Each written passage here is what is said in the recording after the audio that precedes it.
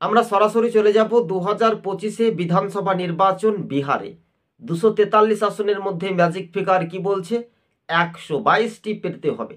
তার আগে কংগ্রেসের যিনি বিরোধী দলনেতা রাহুল গান্ধী একেবারে ভোকাল টনিক দিয়ে তিনি কার্যত তাক লাগিয়ে সেই জনসভা মঞ্চে বিহারের পাটনা থেকে যে সবুজবঙ্গ নিউজ আমরা কথোপকথন তুলে ধরছি, আপনারা দেখতে পাচ্ছেন লক্ষাধিক লোকের কিন্তু জমায়েত।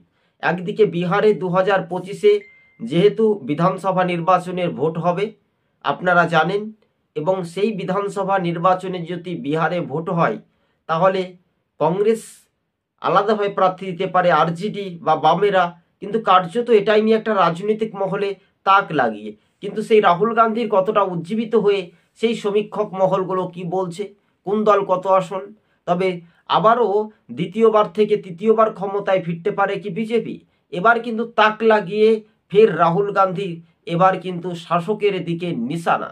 কার্যত লালন পুত্র তেজস্বী যাদব অনেক সময় অনেক কথা বলেই ফেলেন, কিন্তু কার্যত তিনি কি বিনা জোটে কি ক্ষমতায় ফিরবেন বিহারে, এটা কি বলছে সমীক্ষা। এই সমীক্ষা মহল কিন্তু রাজ্য রাজনীতি সেই সমীকরণটা চিত্রটা আলাদা হতে পারে, সেই সময়সীমায় কিন্তু রাজনৈতিক মহলে সেটাই কিন্তু তাক লাগিয়ে যেতে পারে, এমনটাই ক্ষমতার যে সূত্র মারফত পাচ্ছি, সে বিহারে যে চিত্রগুলো সরাসরি দেখতে পাচ্ছেন, সেখানে রাহুল গান্ধীর যে জমায়েত বা জনসভা প্রথম সামনে নির্বাচনকে সামনে রেখেই বিহারে রাজনৈতিক সমীকরণ হতে পারে, ইন্ডিয়া জোট ভেস্তে যেতে পারে। রাহুল গান্ধী সেটাই 243 আসনে কি প্রার্থী দেবে, এটাই নিয়ে অনেকটাই জল্পনা তুঙ্গে।